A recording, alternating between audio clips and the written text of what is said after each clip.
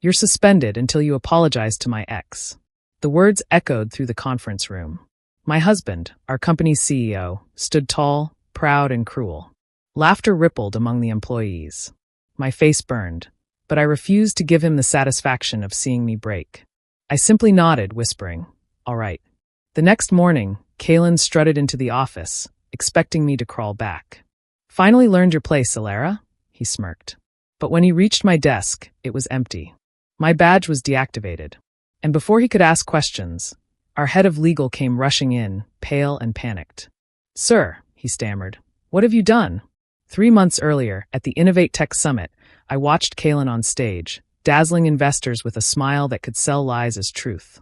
He introduced our new data analytics platform, the one I built line by line, night after night.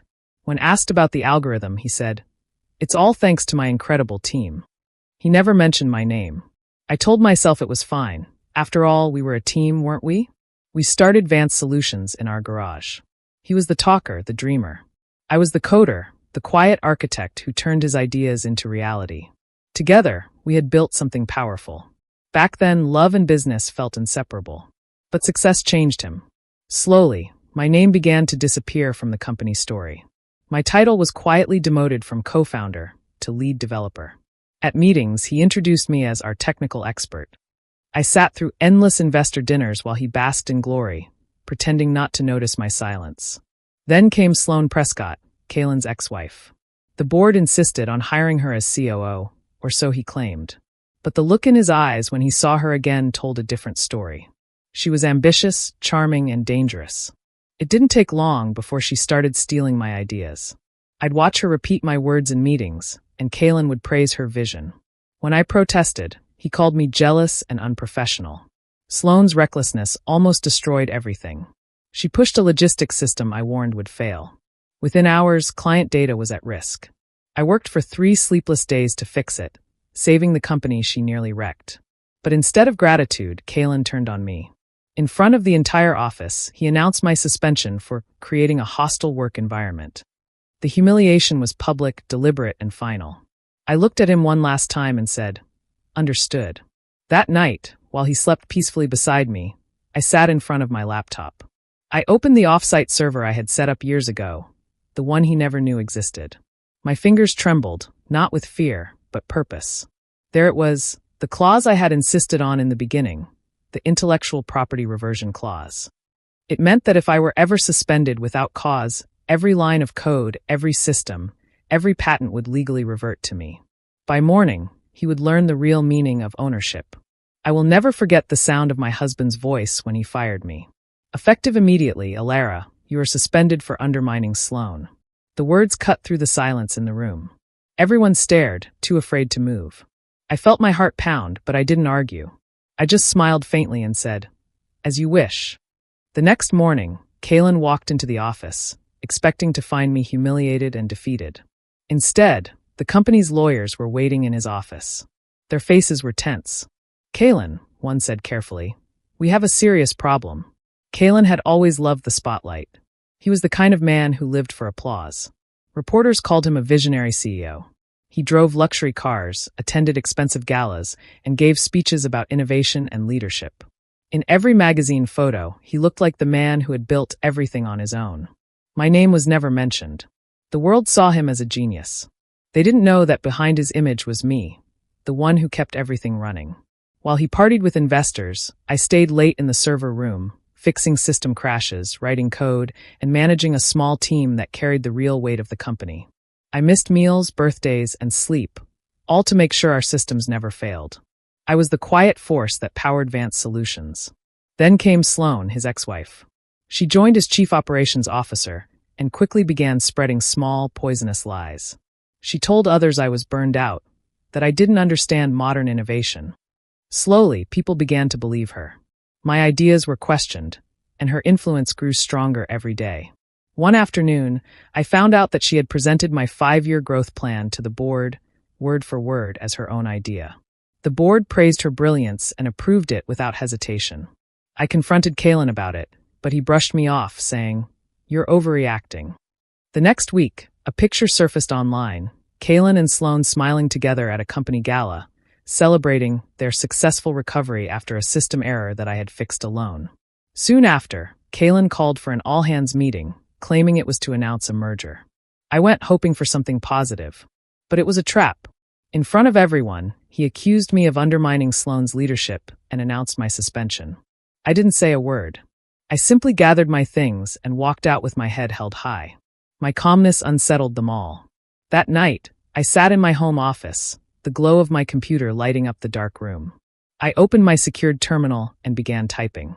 A few quiet keystrokes, a deep breath, and it was done. The scripts I had written months ago were now active.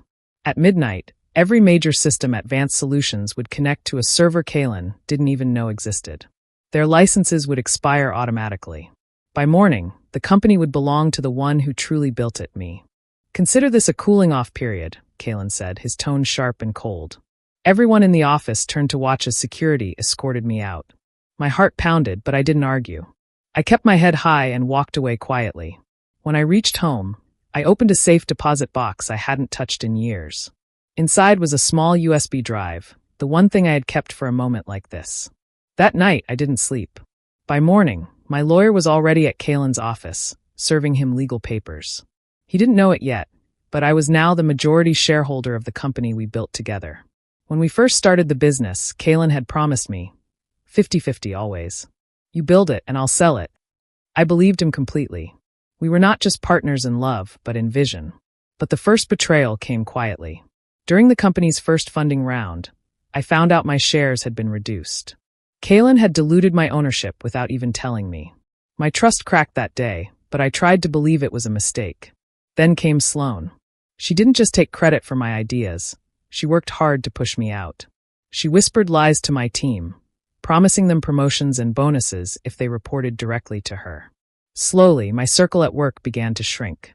People who once respected me now avoided eye contact. My keycard stopped working on certain floors. My name disappeared from project emails. I was becoming invisible in the company I helped build from nothing. At home, Kalen grew colder. Whenever I tried to talk about what Sloane was doing, he called me negative and jealous. He said I was imagining things. I started to feel like a stranger in my own marriage. Still, I stayed quiet, trying to hold on to the dream we once shared. When he finally suspended me, he made sure everyone was there to see it. He stood tall, reading out fake reasons as if he was making an example of me. I felt my heart break, but I didn't cry. As the elevator doors closed and I saw my colleagues staring in pity, something inside me changed. The pain disappeared, replaced by a calm determination. That USB drive was my master key. It contained the digital agreements Kalen signed, showing he had violated our founder's contract by suspending me without cause. By the next morning, justice had begun, and I was no longer his victim. The last thing I saw before leaving the boardroom was the smug smile on Kalen's face. He thought he had finally beaten me, that he had pushed me out of my own company. What he didn't know was that I had been preparing for this day ever since he hired his ex-wife, Sloane. While he slept peacefully that night, I didn't cry or panic. I opened my laptop and began to code. Line by line, I took back what was mine.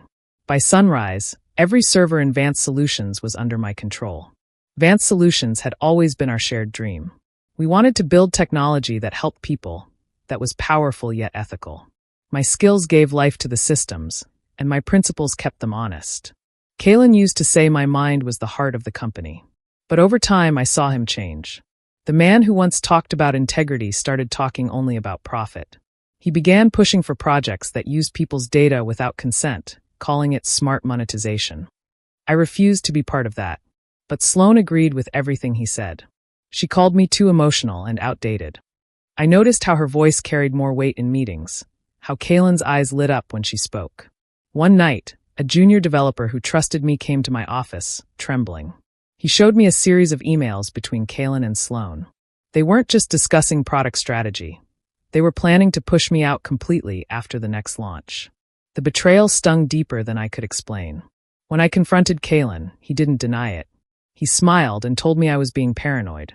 He said I was too stressed and that I was hurting our marriage. His words twisted the knife, making me question my own sanity. But deep down, I knew the truth. Then came the final blow.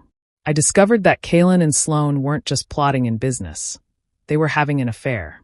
The business trips, the late-night calls, the sudden change in his affection. It all made sense. My anger burned, but I didn't let it consume me. I let it guide me. I knew the suspension was coming, so I prepared. On my last day of access, I quietly planted digital trails in the system, evidence that pointed straight to their scheme. I wanted everything to unfold publicly, leaving them nowhere to hide. That night, while the city slept, I worked tirelessly. I transferred ownership of every code repository, every patent, and every system I had built into my own name. It was precise, silent revenge. By dawn, I was ready. I arrived at the office early and sat calmly in the lobby. When Kalen walked in and saw me there, confusion spread across his face. That look, the shock, the fear, was the first sweet taste of justice. The words hit me like a cold slap. I felt small and exposed in front of everyone, but I kept my face calm. I left the room slowly, carrying my things, and pretended that I was broken. Inside, I was planning every step. Ether was the thing that made the company breathe. It handled data, matched customers, and kept everything running smoothly.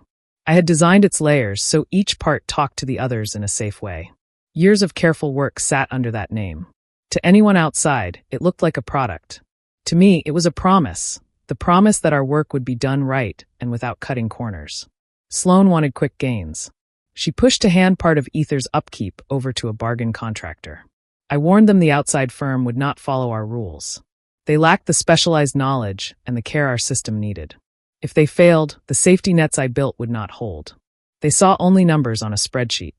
I saw the risk. We fought about it at home. Voices rose. I tried to explain why the move would break core protections. He answered with anger and a tired shrug. He called me controlling and told me I worried too much. Saying those words at our kitchen table felt like closing a door I could not open again. After he fell asleep, the house was heavy with loss. I mourned quietly for the partner I once had. When the company announced my suspension, I did not cry or shout. I walked out with steady steps and wished them luck, even though nothing about their plan was lucky. I let them believe I was beaten. That calm helped them drop their guard. They carried on as if the threat had passed. They did not know how close I had come to the system's core. Ether had a safety feature I built long ago. It was meant for extreme danger, a situation where outsiders tried to seize control. I kept it hidden for exactly that reason. Activating it was not easy. It needed precise commands, the right keys, and careful timing. I could not risk a mistake. I sat at my desk at home, fingers steady, and ran the sequence I had tested only once before. At midnight, the change began. Licenses and certificates started to rotate. Administrative rights shifted. Pieces of the system began to refuse commands from the usual accounts. The contractor they trusted could not touch what they had expected. In offices and homes, people tried to log in and found their screens frozen. Support lines lit up. Messages flew between panic and confusion. By dawn, the company was quiet in a new, frightened way. Clients called to demand answers. Engineers scrambled, but the safety locks I placed meant only one person could restore normal service. Watching the chaos, I felt a calm I had not felt in months. This was not about revenge alone. It was about making sure the work I loved stayed true to the rules I wrote. Now, they had to face the choice: fix what they had tried to break or watch the whole house of cards fall. I stood in front of the whole company as Kalen ended my career with a few cold words. After 7 years of building everything beside him, he destroyed it all in minutes. Security waited by the door like I was a stranger. I didn't argue or cry. I picked up my purse, looked around the office one last time, and walked out. He thought he had won. He didn't know the most valuable part of the company already belonged to me. Kalen had always leaned on me more than he admitted. In the early days, when he doubted himself, I was the one who kept things steady. My code, my late nights, my quiet patience, that was the anchor that held everything together. I believed in him when no one else did, and that faith became the foundation of his empire. Then Sloan arrived. She didn't only charm him with her beauty. She filled his head with dreams of unchecked control, of a world where he could take all the credit without anyone questioning him. She made him believe that my caution and ethics were holding him back. I watched the change happen slowly, like watching a storm move in. Sloan began by stealing small things, little pieces of my projects, my presentation slides, my credit. Soon she was reassigning my best developers, breaking my team apart one by one. They didn't even realize what was happening until the work slowed down and communication stopped. Desperate, I tried to talk to a friend on the board. I hoped he'd listen, that someone would see the danger. But he just smiled and called it a lover's quarrel, telling me to be patient with my husband. His words made me realize how alone I truly was. After the near collapse caused by Sloane's failed system, something inside me shifted. I quietly met with a lawyer and asked him to review the company's founding papers. That was when I learned about the clause, the one I had written and forgotten about years ago. The intellectual property reversion clause. It meant that if I was ever removed from the company without cause, all my creations would automatically return to my ownership. The next day, Kalen read my suspension from a sheet of paper. He didn't look up once. His voice was calm and practiced, like it wasn't about the woman who helped him build everything. I said nothing. When the meeting ended, I walked out and took a deep breath. My first call wasn't to a friend or family member. It was to my lawyer. "It's time," I said. "Initiate the reversion process." That night, while Kalen celebrated his victory with Sloane, legal teams moved quietly in the background. At exactly 12:01 a.m., the transfer was complete. Every patent, every line of code, every system that made Vance Solutions run, all reverted to me. By the time he reached his office the next morning, a single document waited on his desk. It was official notice that the company he thought he owned could no longer use its own technology without my permission. Laughter filled the hall as I walked out of the conference room. The sound echoed like knives. My husband, Kalen, had just humiliated me in front of everyone, turning me into a joke. But I didn't lower my head. I smiled instead. He thought this was the end of my story, that he had finally silenced me. What he didn't know was that I had already written a different ending years ago, one hidden deep inside our company's documents. An ending where I would win quietly. I remembered the day it all began.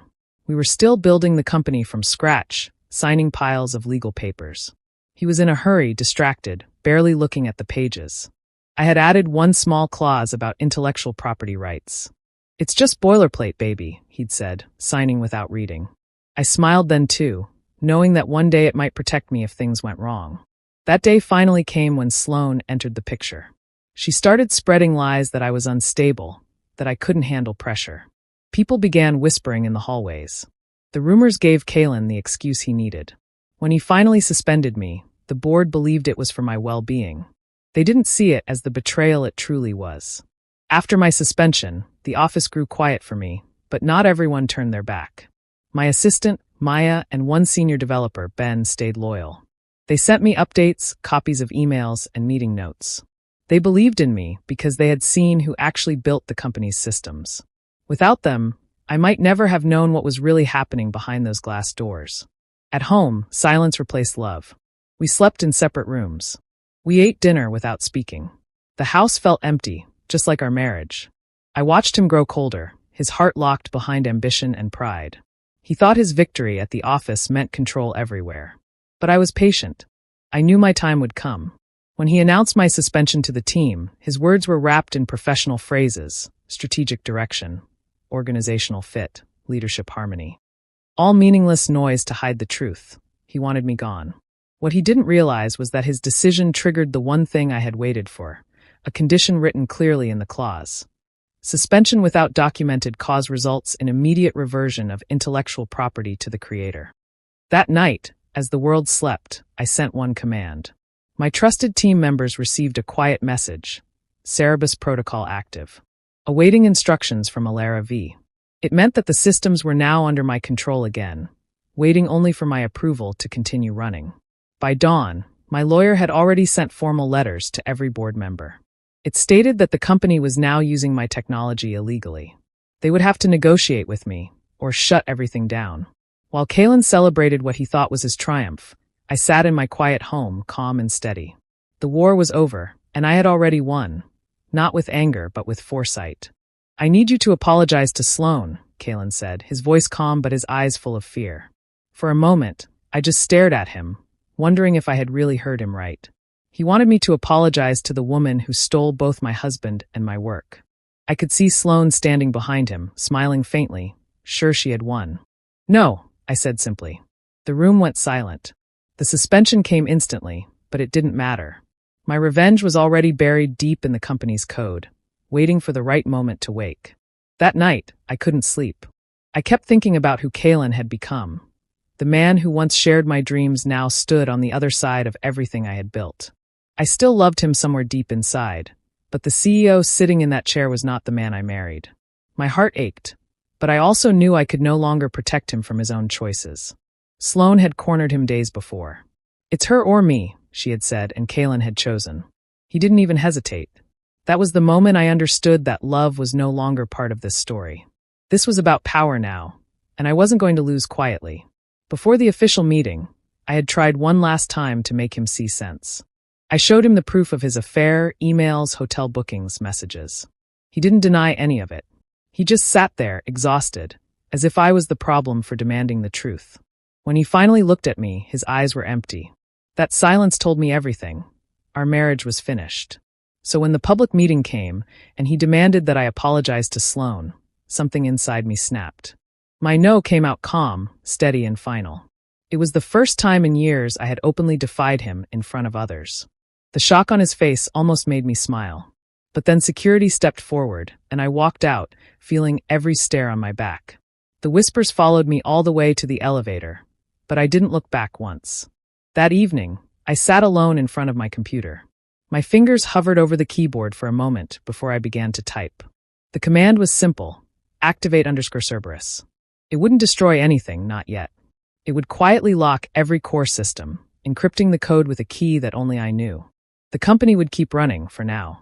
But soon they'd realize that every system, every product, every update depended on me. At 9 a.m. the next morning, an email went out to the entire board of directors. It was short and polite.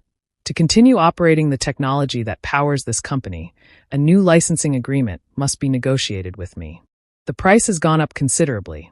As they read it, chaos began to spread across the office.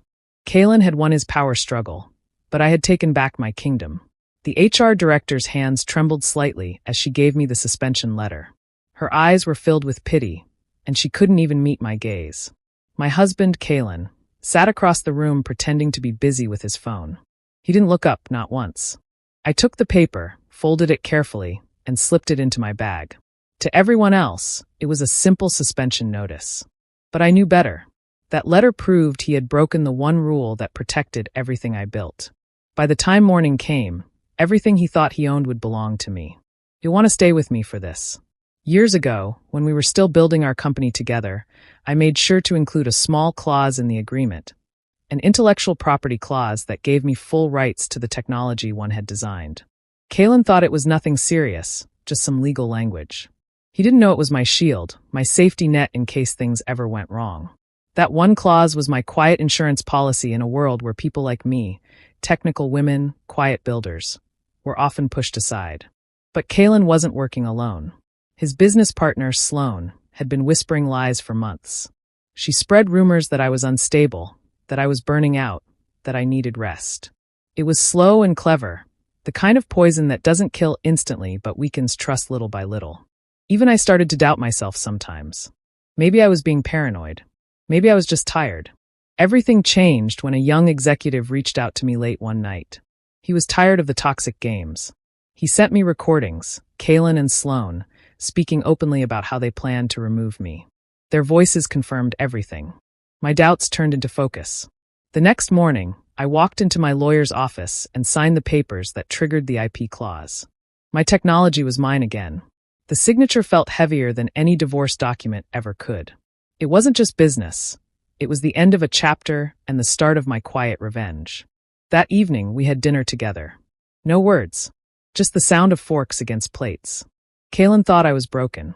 He didn't know I had already locked every door behind him. By midnight, I had changed every password, every security key, and shut down his access to the system. The company that had once been his pride was now completely out of his reach. I didn't want to destroy it. Not yet. Instead, I sent an offer through my lawyer to sell the rights back, but only if they made me the majority owner. He had no choice. He signed. The next week, I walked back into the office, not as his wife or an employee, but as the new CEO. Kalen stood there, silent, packing his things. For once, I didn't look away. The company was mine again. "You're finished here, Alara." Those were my husband's last words to me as a colleague. He said them with pride, thinking he had finally won. I didn't argue. I just smiled, a real smile this time, and replied softly, "We'll see." The next morning, the whole company was in chaos. Systems crashed, clients were angry, and the board was holding an emergency meeting. When Kaylin stormed into our house shouting, "What did you do?" I calmly took a sip of my coffee and said, "I didn't do anything. I just stopped doing everything. You'll want to stay with me." Every line of code in that company had a path that led back to me. I had built the core of the system myself, the foundation that powered everything. I even designed it so that any major decision required my digital key. It wasn't just software, it was my blueprint, my signature across the entire company. Meanwhile, Sloane had spent months twisting Kaylin's mind. She made him believe I was holding him back, that I didn't respect him. Slowly, she planted doubt until he saw me as an obstacle instead of a partner. He trusted her completely and turned cold toward me. It was painful to watch, but I stayed quiet. I was already preparing for what would come next.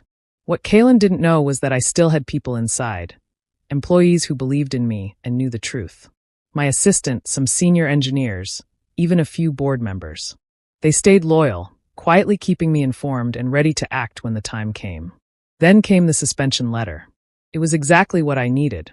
My lawyer had been waiting for it, because that document confirmed the company had broken our contract. It was the final piece of proof. I didn't fight back right away. I made it look like I accepted defeat, which made them relax. They thought they had won. But the truth was, I had built the system to defend itself. The moment my suspension was processed, the software automatically locked them out. They couldn't stop it, because it didn't need me to press a button. It was already programmed to protect my rights. Panic filled the offices of Advanced Solutions. Kaylin and Sloane couldn't access anything.